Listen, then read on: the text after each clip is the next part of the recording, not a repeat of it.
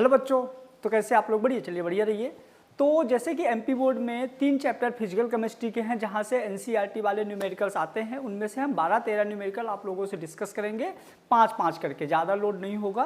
तो 5 न्यूमेरिकल अपन यहाँ पे देखते हैं। तो जैसे कि पहला न्यूमेरिकल है आपका, और ये आप इनको याद कर लेना बहुत अच्छे से क्योंकि इनके आने के चांस बहुत ज़्यादा हैं। क्लियर?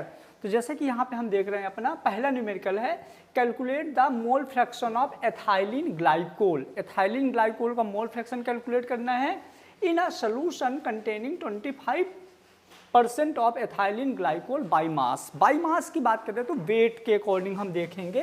तो बहुत आसान न्यूमेरिकल है ये। देखो क्या बोल रहा है कि एक सोल्यूशन है, इस सोल्यूशन में आपने 20% ले लिया C2H6O2 एथाइलिन ग्लाइकोल। रिमेनिंग जो यहाँ पे बचा हुआ है 80% वो होगा वाटर। अब ये बोल दिया बाई मास। बाई मास मतलब कि ये जो वैल्यू है मास में आप ले लो, तो परसेंटेज से बात करो तो 20 ग्राम एथाइलिन ग्लाइकोल और 80 ग्राम वाटर हो गया। अब आपको यहाँ कैलकुलेट क्या करना है? Mole fraction. तो मोल फ्रैक्शन का फार्मूला क्या होता है? पहले हम फार्मूला लिख देते हैं यहाँ पे। तो देखो X C2H6O2 एथाइलिन ग्लाइकोल के मोल फ्रैक्शन का फार्मूला ये है। तो अब इसका फार्मूला हो जाएगा, जिसका मोल फ्रैक्शन कैलकुलेट करना होता है उसका मोल अपॉन टोटल मोल।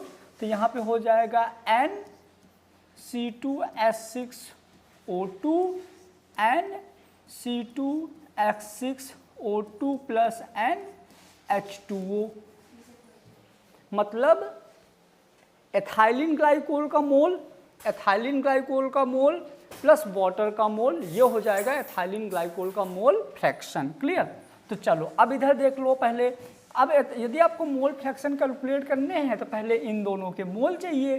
तो हम क्या करते हैं, आओ पहले दोनों के मोल कैलकुलेट करते हैं। तो N C2H6O2, तो इसका वेट 20% था, वेट 20 लेंगे। अब वेट यदि इसका 20 है तो मॉलिक्यूलर वेट इसका क्या होगा एथाइलिन ग्लाइकोल का? 2 कार्बन का 24, 6 इसका, और 2 ऑक्सीजन, 1 का 16, तो 2 का 32, तो 6 4 10, 2 12, और ये हो जाएगा 62। तो 20/62 मतलब 10/31। इसको 100 मान लोगे तो पॉइंट आ जाएगा और 3 टाइम जाएगा। तो 10/32 मतलब हो जाएगा 0.32 के आसपास। ये हो गया। अब एक और मोल ले लो वाटर का, NH2O। तो वाटर का परसेंटेज क्या था? 80, और मॉलिक्यूलर मास कितना है? 18। 80 डिवाइड बाई 18, जब हम 80 में 18 का डिवाइड करोगे तो देखो 20 का डिवाइड करते हैं तो 4 आता है यहाँ, मतलब 4 से ज़्यादा आएगा। तो ये आंसर आ जाएगा आपका 4.4। यहाँ पे आपको एथाइलिन ग्लाइकोल का मोल मिल गया, वाटर का मोल मिल गया, दोनों वैल्यू डायरेक्ट आप यहाँ पुट कर दो। तो एथाइलिन ग्लाइकोल का मोल कितना आया आपका? 0.32 प्लस 4.4, तो ये हो जाएगा आपका 0.32, और इसको करोगे तो 4 4 8 और 4 है ना, सॉरी 0.34 4.4, तो ये हो जाएगा 4.74। अब 0.32 में 4.7 C2H6O2, अब 0.32 में 4.74 आप डिवाइड कर दोगे तो आपका फाइनल आंसर आ जाएगा। तो यदि हम डिवाइड करें तो 0.32 डिवाइड बाई 4.7, तो आपका आंसर आ जाएगा 0.068, या तो आपको 0.067। यदि ये न्यूमेरिकल या ऑब्जेक्टिव में आता है तो ये आंसर भी सही है और ये आंसर भी इसका सही है। क्लियर हुआ? तो इसको फटाफट स्क्रीनशॉट ले लो, फिर दूसरा क्वेश्चन सॉल्व करते हैं अपन। इंपॉर्टेंट क्वेश्चन है एमपी बोर्ड के लिए, और आसान है तो इसलिए आप इसको डायरेक्ट याद रखिएगा, 1-2 बार सॉल्व कर लीजिए, काम चल जाएगा।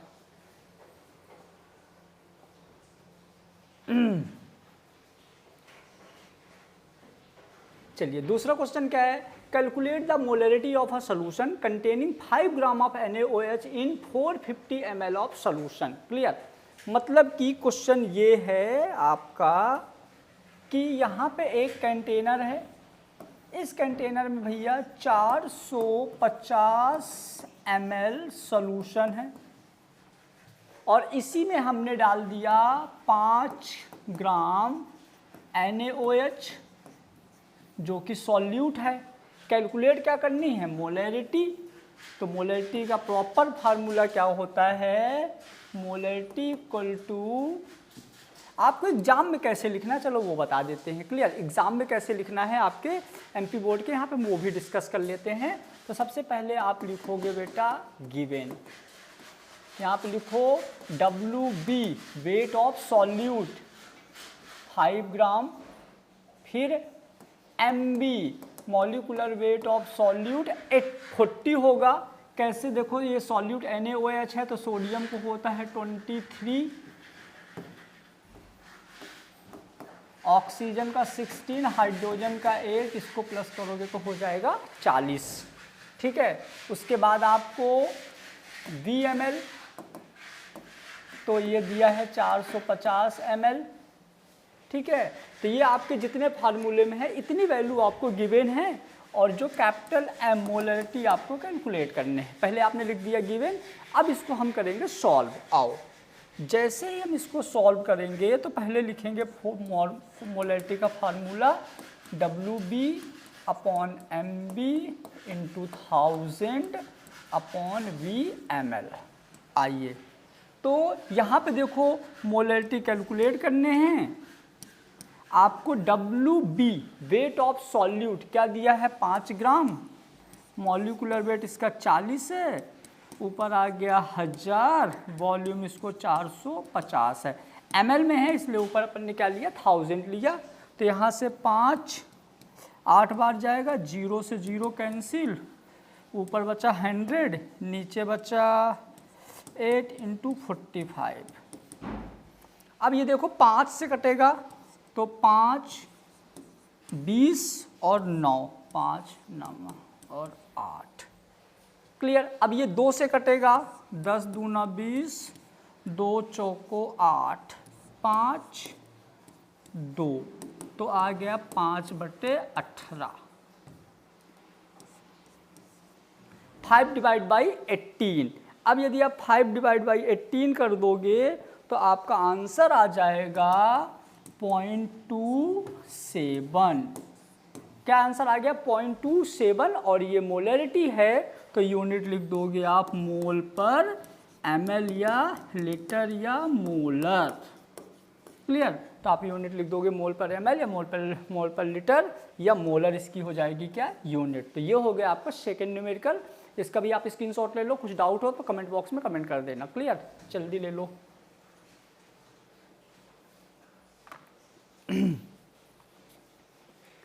ठीक है,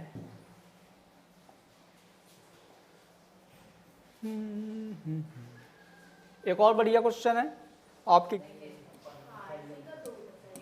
क्या है question, calculate the molality of 2.5 gram of ethanoic acid in 75 gram of benzene. मतलब कि एक कंटेनर है, इस कंटेनर में 75 ग्राम बेंजीन है C6H6, जो कि बिहेव करेगा एक सॉल्वेंट के जैसे। ग्राम में गिवन है, मतलब ये सॉलिड सॉल्वेंट है, मतलब आप यहाँ पे केजी या ग्राम यूज करोगे। क्लियर हुआ, ठीक है। तो यहाँ पे सेम तरीके, सबसे पहले हम लिखेंगे गिवन।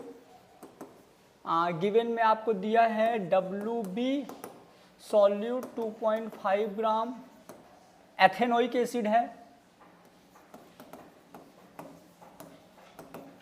और इसका मॉलिक्यूलर मास निकालो एथेनोइक एसिड का। MB क्या होगा मॉलिक्यूलर मास, तो यहाँ पे आप एक काम करोगे CH3COOH CH3COOH, एक कार्बन का 12 होता है तो 2 कार्बन का हो गया 24, 2 ऑक्सीजन का हो गया 32 और 4 ये हाइड्रोजन, तो 4 4 8 2 10, 0 आ जाएगा, 3 2 5 1 6, 60, तो इसका मॉलिक्यूलर मास आ जाएगा 60। उसके बाद आपको दिया हुआ है WA, ग्राम में 75 ग्राम। कैलकुलेट क्या करना है, स्मॉल m, मोलैलिटी आपको कैलकुलेट करना है। क्लियर, चलो अब इसको सॉल्व करते हैं। आओ, सबसे पहले मोलैलिटी का फार्मूला लिखो। मोलैलिटी का फार्मूला क्या है, small m equal to WB upon MB into 1000 upon WA in gram. ठीक है, रख दो वैल्यू। WB की वैल्यू क्या दी है 2.5 ग्राम, MB की वैल्यू कितनी आ गई आपकी 60, ऊपर 1000 है और ये WB आ जाए बेंजीन 75। क्लियर हुआ। अब इसको कट कैसे करोगे देखो, तो ये पॉइंट से एक 0 कैंसिल, तो बचा 25 और 75, तो ये 3 टाइम्स जाएगा। एक 0 से ये 0 कैंसिल, तो ऊपर बच्चा 10 और नीचे बच्चा 18, 5 9।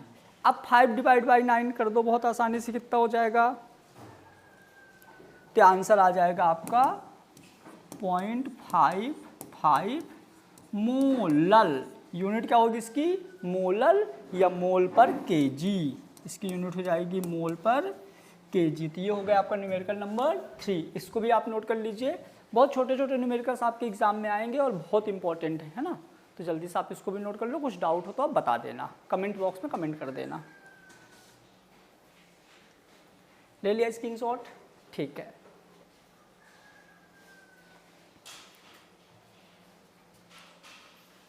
चलिए अब देखते हैं question number 4। Question number 4 Henry law से रिलेटेड क्वेश्चन है, जो कि बहुत ही अच्छा क्वेश्चन है। इसको आप एक बार सॉल्व करिए, फिर एक बार प्रैक्टिस करिए, देन आप इसको सॉल्व करेंगे, क्योंकि डायरेक्ट हो सकता है इसमें कुछ पॉइंट आपके मिस हो जाएं, तो ये भी बहुत इंपॉर्टेंट है। आओ इसको देखते हैं बहुत अच्छे से, एक एक स्टेप पढ़ेंगे, जो गिवन है उसको लिखेंगे, देन हम सॉल्व करेंगे। क्लियर, आओ।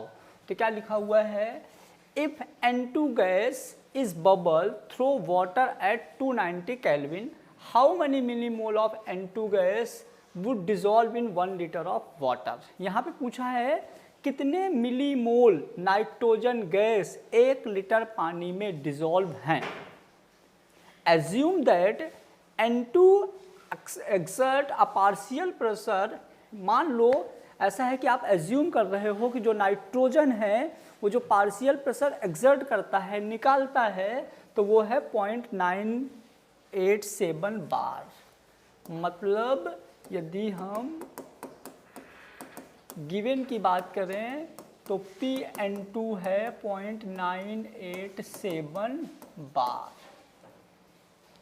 Given that Henry law constant KH, Henry law constant को हम बोलेंगे KH, और KH 298 केल्विन पे है 76.48 किलो बार। अब देखो ये बार में है, ये किलो बार में है, तो आप इसको भी बार में ही कन्वर्ट कर दो, तो 76.84 इंटू 1000 करोगे तो बार में हो जाएगा, तो 76840 बार यहाँ लिख देते हैं।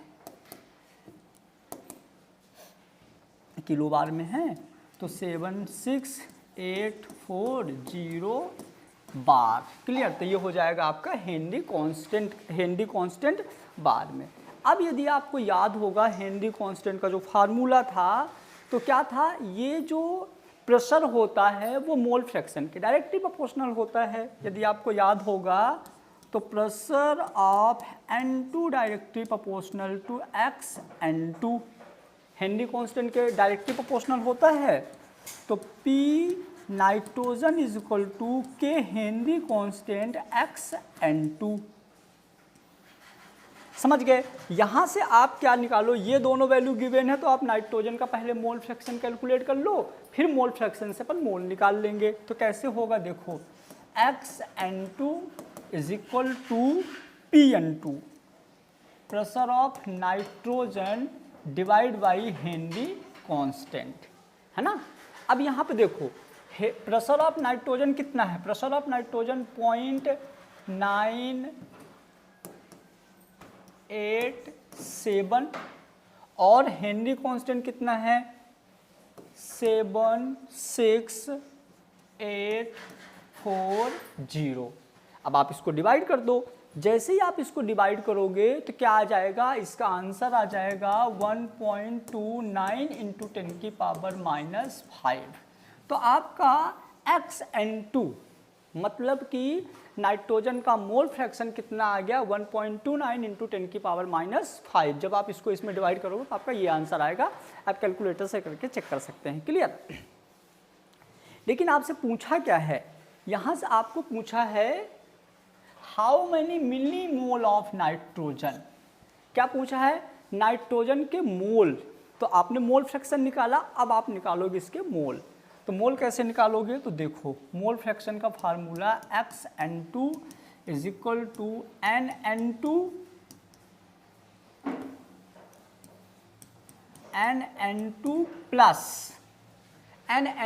Plus dissolve in 1 litre of water का मोल, तो NH2 पानी का मोल।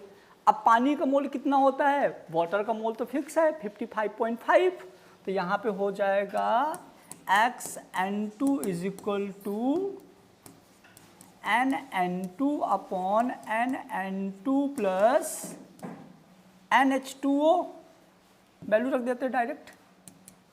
आओ तो पहले मोल फ्रैक्शन कितना है 1.29 इंटू 10 की पावर -5 N2। यहाँ पे मान लो कि जो मोल ऑफ नाइट्रोजन है वेरी लेस देन क्या वाटर, यहाँ पे आप ये ले लो NN2 लेस देन NH2O। पानी के मोल से नाइट्रोजन के मोल बहुत कम है, तो आप इसको ना के बराबर ले सकते हो, तो ये हो जाएगा NH2O और NN2 अपॉन 55.5। क्लियर हुआ, क्रॉस मल्टीप्लाई कर दीजिए, NN2 is equal to 1.29 into 10 की पावर -5 इंटू 55.5। जैसे आप इसको माइनस करोगे तो नाइट्रोजन के इंटू करोगे तो नाइट्रोजन के मोल आ जाएंगे।